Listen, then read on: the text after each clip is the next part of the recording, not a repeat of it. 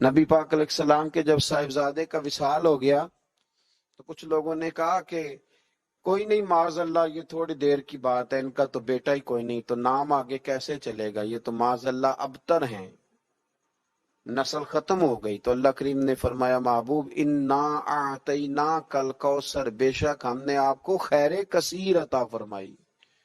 خیر کثیر کے بڑے معنی ہیں محبوب، ہم نے بڑی شانیں دی، بڑی عظمتیں دی، بڑا نوازا۔ فصلی لربک وانحر، بس آپ اپنے رب کے لیے نماز پڑھیں اور قربانی کریں۔ انا شانئک ھو الابتر، بے شک آپ کا دشمن ہی جڑ کٹا ہے، آپ کا دشمن ہی بے نام و نشان ہوگا۔ آپ کا دشمن کہاں گئی؟ ابو جہل کی اولاد۔ کون کہتا ہے کہ میں عتبہ اتیبہ شیبہ کی اولاد ہوں؟ کون کہتا ہے کہ میں یزید کا بیٹا ہوں؟ دشمن ہی جڑ کٹا ہے۔ آگے سورۃ الکافرون ہے۔ کافروں نے معاذ اللہ کچھ اس طرح کی باتیں بھی شروع کر دی تھی کہ کچھ دن آپ ہمارے رب کی عبادت کریں، ہمارے بتوں کی معاذ اللہ، تو کچھ دن ہم آپ کے رب کی عبادت کریں گے۔ تو فرمایا نہیں، نہ تم اس کی عبادت کرو جس کی میں کرتا ہوں، اور نہ میں اس کی کر سکتا ہوں جس کی تم کرتے ہو۔ فرمایا تم کرو گے نہیں جو تمہیں میں دعوت دے رہا ہوں، اور میں کر نہیں سکتا اس لیے کہ وہ باطل معبود ہے۔ تو آخر میں فرمایا لکم دینکم ولی دین، تمہارے لیے تمہارا دین ہے اور میرے لیے میرا دین ہے۔ تم اس دعوت پہ تو آ جاؤ، لیکن وہ کام نہیں ہو سکتا۔ پھر سورہ شورا شروع ہوتی ہے۔ شورا کا معنی مشورہ، شورا کا مطلب ہوتا ہے مشاورت، یعنی قرآن مجید نے پوری ایک سورت کا نام ہی سورہ شورا رکھ دیا ہے۔ آپ کو پتہ ہے نبی پاک صحابہ سے مشورہ کرتے تھے، اور پیچھے آپ پڑھ رہے ہیں کہ کہا محبوب وشاورہم فی الامر، آپ کچھ کاموں میں نا اپنے غلاموں سے مشورہ لے لیا کریں، ان کی عزت میں اضافہ ہوگا۔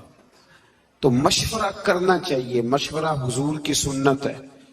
اور کئی دفعہ ایسے بھی ہوتا تھا کہ نبی پاک علیہ السلام صحابہ سے مشورہ فرماتے تھے تو حضور کی رائے بعض اوقات کچھ اور ہوتی تھی، صحابہ کی رائے اور ہوتی تھی۔ تو اگر زیادہ صحابہ کی رائے اور ہوتی، اللہ کے نبی صحابہ کی رائے پہ عمل کرتے۔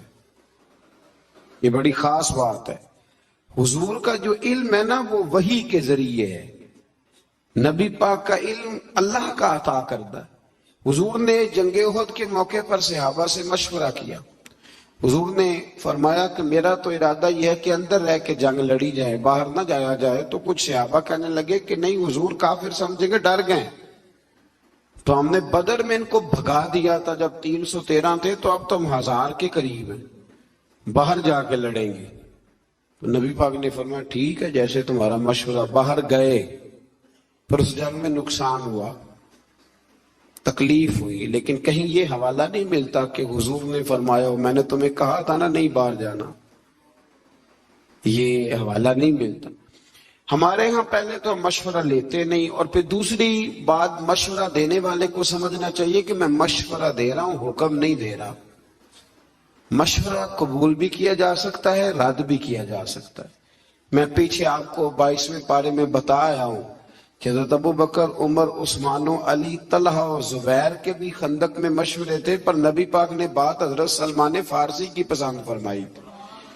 تو مشورہ دیں، حکم مشورہ دیا کریں، حکم نہ دیں۔ ٹھیک ہے، مشورہ قبول بھی کیا جا سکتا ہے اور اس کو رد بھی کیا جا سکتا ہے۔ اسی سورہ مبارکہ کی آیت نمبر 8 میں بتایا کہ اگر سب لوگوں کو جبری اطاعت اللہ کی مشیت ہوتی تو سب لوگوں کو ایک دین پر کاربند فرما دیتا، لیکن جزا و سزا کا مدار اختیاری اطاعت پر ہے، اور جو اپنے اختیار سے اطاعت کریں گے وہی رحمت کے حقدار ہوں گے۔ فرمایا میں چاہتا تو تمہیں مجبوراً کلمے پڑھا دیتا، مجبور کر دیتا نماز پڑھنے پر، میں نے تمہیں عقل اور شعور دیا ہے۔ مرضی سے اطاعت کرو گے تو میں تمہارے اوپر رحمتوں کا نزول فرماؤں گا۔ اور ایک بات سمجھ لیں آپ، یہ بات سمجھ لیں آپ کہ مذہب اسی کا ہے کہ انسان اپنی مرضی سے نیکی کرے۔ کہ لوگ کہتے ہیں نا جی مجھے مطلب کوئی گردن سے پکڑ کے نیکی کرائے، تو وہ نیکی تو نہ ہوئی۔ وہ تو آپ اونٹ کی ناک میں بھی نکیل ڈال دے تو وہ بھی پیچھے چلنے لگ جاتا ہے. پھر انسان کا اور جانور کا فرق کیا رہا؟ اسی طرح کچھ صاحب کہتے ہیں جی حضرت صاحب کی نظر ہو جائے تو سارے کام. بھئی حضرت صاحب نے رستہ بتانا ہے. اللہ کے رسول سے بڑی کسی کی نظر نہیں تھی، پر حضور بھی راستہ ہی بتاتے تھے. حضور نے یوں نظر ڈال کے کوئی اثر کر کے لوگوں کو کلمہ نہیں پڑھایا، حالانکہ میرے محبوب کی نظر کی تو کیا ہی بات ہے. ہم لوگ نظر عنایت کا معنی بھی غلط کرتے ہیں. نظر عنایت کا یہی معنی ہے کہ جو تجھے کچھ دے رہا ہے نا، وہ تجھے تبلیغ بھی اس طرح کی کرے کہ تیرے دل میں اتار دے، اور پھر تیرے لیے دعا بھی کرے، یا اللہ جو میں نے کہا ہے نا اس پر فضل فرما. اسی کو نظر عنایت. اب اگر نظر عنایت کا یہ ترجمہ کریں کہ مجھے رسیاں ڈال دی جائیں اور نظر اس طرح کی ہو کہ مجھے کھینچ کے مسجد میں پیر صاحب پہنچائیں، تو یہ معنی غلط ہے. اللہ فرماتے ہیں میں جبرن اطاعت نہیں کراتا، میں اختیار دیتا ہوں. کہتے نظر کرم کرے میں نمازی بن جاؤں. وہ خدا کے بندو، نمازی بننے کے لیے آپ کے پاس دیکھیں نا، آپ ایم اے کر لیں، پی ایچ ڈی کر لیں، ایم فل کر لیں، ایم بی بی ایس کر لیں، پر قیامت کے دن جو نماز کا سوال ہوگا اس کا تو پہلے سے پتہ ہے کہ نہیں؟ ماں باپ کو راضی رکھنا چاہیے، اس کا پہلے سے پتہ ہے کہ نہیں؟ اس کے لیے کسی شخص کا پروفیسر، لیکچرر، عالم، فاضل، انجینئر ہونا ضروری؟ تو اللہ جبرن اطاعت نہیں کراتا، عقل دیتا ہے، عقل کے مطابق چلے. آیت نمبر 10 سے اختلاف کی صورت میں اللہ تعالیٰ کی طرف رجوع کرنے کا بیان ہے کہ جب حالات بالکل ہی سمجھ میں نہ آئے تو پھر رب کی بارگاہ میں عرض کرو کہ یا اللہ ہدایت کا رستہ واضح فرما. پھر اللہ کرم فرماتا ہے جو آخرت کی جزا کے طلبگار ہیں ان کے لیے آخرت کی نعمتوں میں اضافہ ہوگا، اور جو صرف دنیا کے طلبگار ہیں ان کا آخرت میں کوئی حصہ نہیں ہوگا. ایک بندہ سویرے دکان پہ جاتا ہے تو اس لیے سے جاتا ہے کہ میں نے کھول کے مال کمانا ہے، اس نے دنیا کمائی، اس کا آخرت میں کوئی حصہ نہیں. لیکن ایک بندے نے سویرے دکان کھولی کہ میں رزق حلال کماؤں گا، میں لوگوں کے سامنے ہاتھ پھیلانے سے بچوں گا، اور پھر جو کماؤں گا نا اس میں اللہ کے غریب بندوں کی مدد بھی کروں گا. تو اب اس دکان کھولنے میں آخرت کا حصہ بھی شامل ہو گیا. ہم نے بہت ساری نیتیں، بہت سارے ارادے صرف دنیا داری کے کیے ہوئے. دنیا داری. میں مذہبی ماحول کا آدمی ہوں تو مجھے محافل پہ جانے کا موقع ملتا ہے، بڑے بڑے شاندار بورڈ لگواتے ہیں لوگ، ان میں تصویریں لگاتے ہیں. تو محفلیں کرانے والے بھی کئی نمازی نہیں. میں کئی دفعہ پوچھتا ہوں کہ یار یہ اس کو کیا سمجھتے ہو، مثلا اتنے بڑے خطیب کی تم نے تقریر کرا لی ہے اور تم نماز تک نہیں پڑھتے، تو کوئی رسم تھوڑی ہے. اور ایک دو سے تو میں نے اتنا پوچھ لیا کہ بتاؤ ثواب کی بھی نیت ہے کہ نہیں، کہ یا اللہ ہمیں اس کا تو ثواب، یہ بھی نیت ہے کہ نہیں. آپ حیران ہوں گے کہ کچھ کی صرف اتنی نیت ہوتی ہے کہ چلو بورڈ پہ فوٹو آنی چاہیے کیونکہ الیکشن ہے، نہیں تو محفل ہی کرا لیتے، فوٹو تو آئے گی نا. تو اس سے ارادہ چونکہ دنیا کا کیا تو ملے گی بھی صرف، یاد رکھے ملے گی بھی صرف. اب میں بڑی بات کر رہا ہوں، اگر آپ کی سمجھ میں نہ آئے تو پھر میں کھول کے بتاتا ہوں. آپ بہت بڑے درویش کی بارگاہ میں چلے جائیں، ارادہ یہ ہو کہ یہ دعا کرے گا تو میری دکان زیادہ چلے گی، تو دکان ہی چلے گی، دل کوئی نہیں چلے گا. چلے گی دکان تو آپ جتنے مرضی بڑے مولوی کو بلا لیں، لیکن آپ کا ارادہ ہی کچھ اور نہیں ہے تو پھر آپ کو ملے گا کیسے.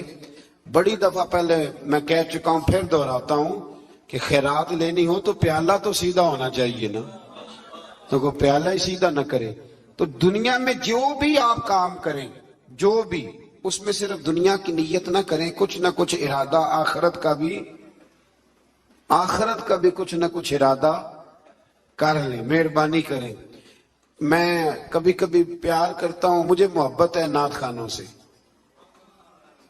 مجھے محبت ہے واعظین سے، مجھے محبت ہے قاریوں سے، پر ایک دو نعت خواں، آپ سمجھ ہی گئے ہوں گے میں کن نعت خانوں کی بات کر رہا ہوں. ایک دو نعت خواں سے میں نے کہا ایک دو محفل میں کہ کوئی ایک دو محفل مفت بھی پڑھو، مرنا بھی جے. کوئی کام آخرت کے لیے بھی کر لو، دنیا سے بھی جانا ہے، مطلب ہر محفل جو ہے وہ تم نے اس کا ریٹ رکھا ہوا ہے، ایک دو فری بھی کر لو، چلو دنیا سے بھی جانا ہے۔ اور یہ کتنا ظلم ہے کہ بندہ دین کا نام بھی لے تو دنیا اکٹھی کرنے کے لیے، دین کا نام لے تو دنیا جمع کر دے گی۔ اس سے باہر آئیں۔ میں کہا کرتا ہوں کہ اور بڑے تماشے ہیں پیسے جمع کرنے کے اور بندے جمع کرنے کے، دین کا نام لے کے تو نہ یہ کام کرو، وہ تو اللہ نے وعدہ کیا ہے ویسے ہی اپنے فضل سے عطا فرما دیتا ہے۔ تو پھر آیت نمبر 23 میں فرمایا کہ محبوب آپ کہہ دیں قُلْ لَا أَسْأَلُكُمْ عَلَيْهِ أَجْرًا۔ یہ ذرا تھوڑی زیادہ توجہ سے سنیں۔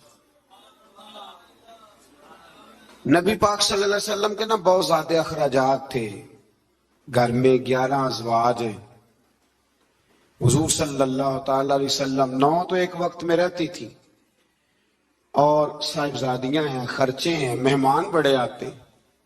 یہ آستانوں پہ علماء اور مشائخ کے پاس کبھی صرف آپ چائے پانی کا خرچہ ہی شمار کر لینا کتنا ہوتا ہے، اور آپ جس کو نہیں پلائیں گے وہ کہے گا کہ اخلاق ہی کوئی نہیں۔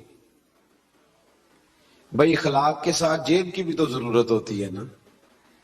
تو صحابہ نے نا پلٹ کر دیکھا کہ نبی پاک علیہ السلام کے اخراجات زیادہ ہیں اور آمدن کوئی نہیں۔ حضور اعلان نبوت سے پہلے تجارت فرماتے تھے، اور یہ جو دین کا کام ہوتا ہے نا، یہ دین کا کام کرتے ہوئے اگر آپ کسی کو کہیں نا ساتھ کچھ اور بھی کر تو ممکن نہیں رہتا۔ اس لیے نبی پاک صلی اللہ تعالی علیہ وسلم سے ہی یہ سلسلہ رہا کہ سرور کائنات علیہ السلام نے پھر کاروبار چھوڑ دیا اور حضور صرف دین کی بات کرتے۔ صحابہ نے جب یہ ملاحظہ کیا تو اب انہوں نے نا ایک دن بیٹھ کے مشورہ کیا، یار عجیب بات نہیں، جو جاتا ہے حضور کے دروازے سے خالی نہیں آتا، لیکن بظاہر آمدن کوئی نہیں۔ ایک پروگرام بنایا کہ تھوڑے تھوڑے پیسے نا ہر مہینے جمع کریں گے، ہر مہینے، اور حضور کی بارگاہ میں نذرانہ پیش کریں گے۔ سب نے پیسے جمع کیے اور ڈیوٹی لگائی حضرت عباس کی جو نبی پاک کے چچا ہے، کہ یہ حضور کی بارگاہ میں عرض کریں کہ یا رسول اللہ یہ ہم کچھ دے تو نہیں سکتے جو آپ نے تبلیغ کی ہے، پر چلو یہ تھوڑا سا نذرانہ ہے۔ حضرت عباس لے کے گئے، حضور کی بارگاہ میں پیش کیا۔ محبوب نے کیا فرمانا تھا رب نے قرآن نازل فرما دیا۔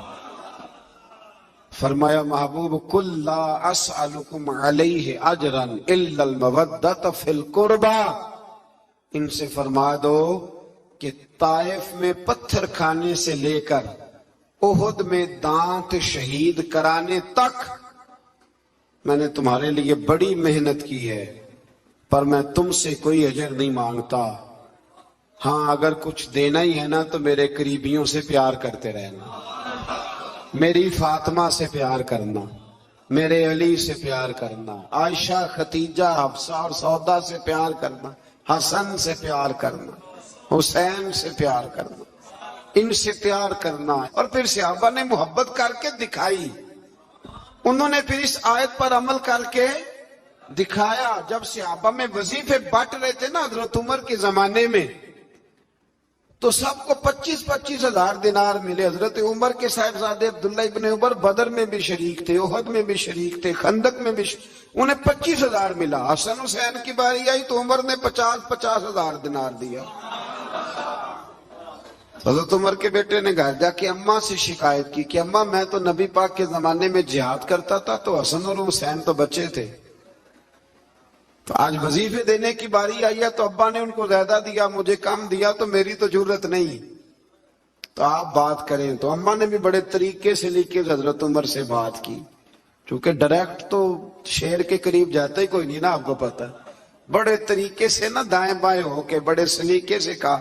بچہ یہ بات کہہ رہا تھا تو حضرت عمر کہنے لگے چل پتر کے پاس چلتے، جا کے بیٹے کھڑا کر کے بتایا، کہنے لگے پتر اٹھ ذرا، کیا کہا تو نے حسن حسین کو زیادہ کیوں دیا؟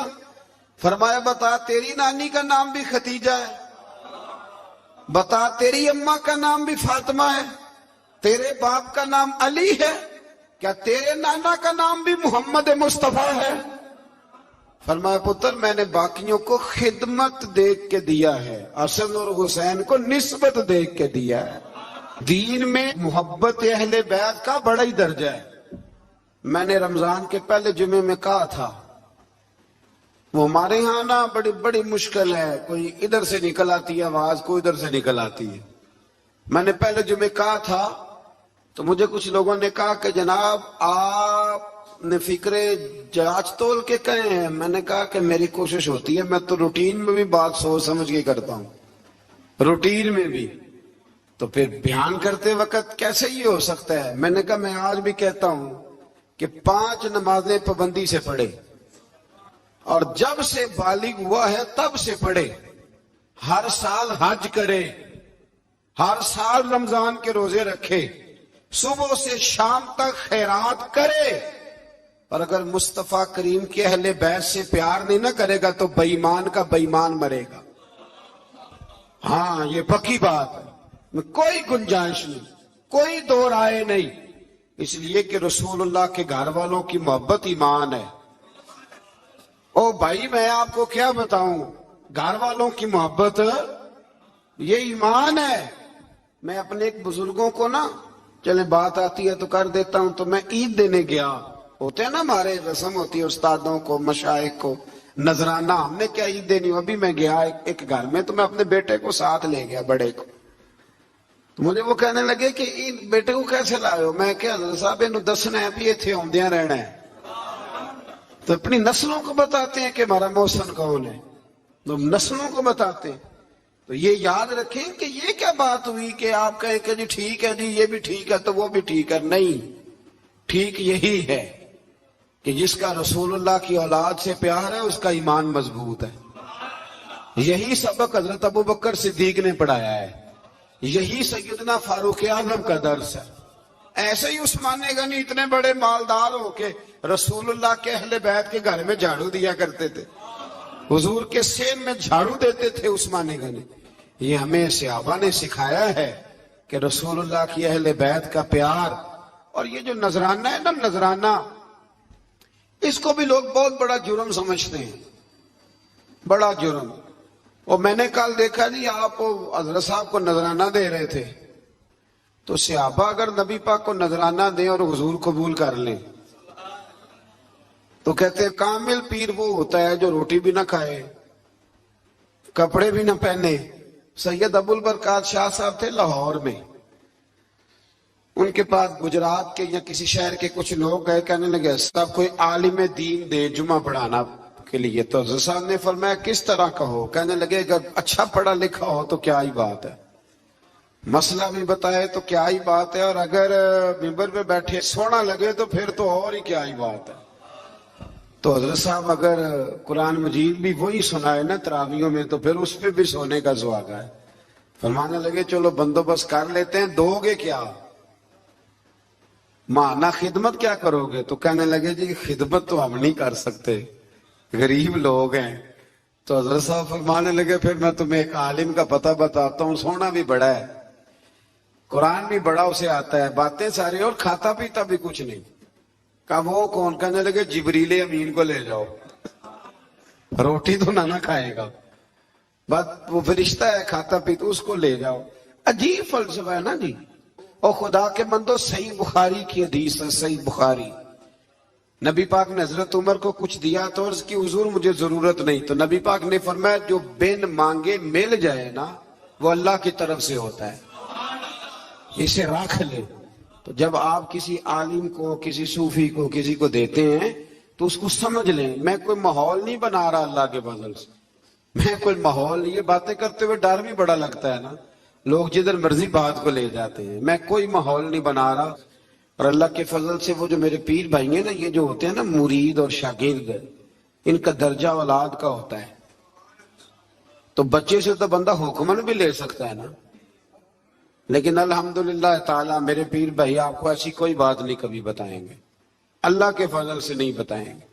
اس نے یہ مزاج نہیں دیا، اس نے یہ طبیعت نہیں دی، اس نے یہ رنگ نہیں دیا، یہ ذوق نہیں ہے ہمارا، ہمیں سکھایا نہیں گیا۔ تو ایسی کوئی بات نہیں، کوئی کو ماحول بنانا نہ سمجھے، اس کو کوئی بندہ ماحول بنانا نہ سمجھے، لیکن جو بات درست ہے وہ درست ہے۔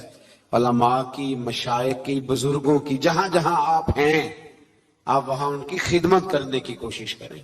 اللہ کے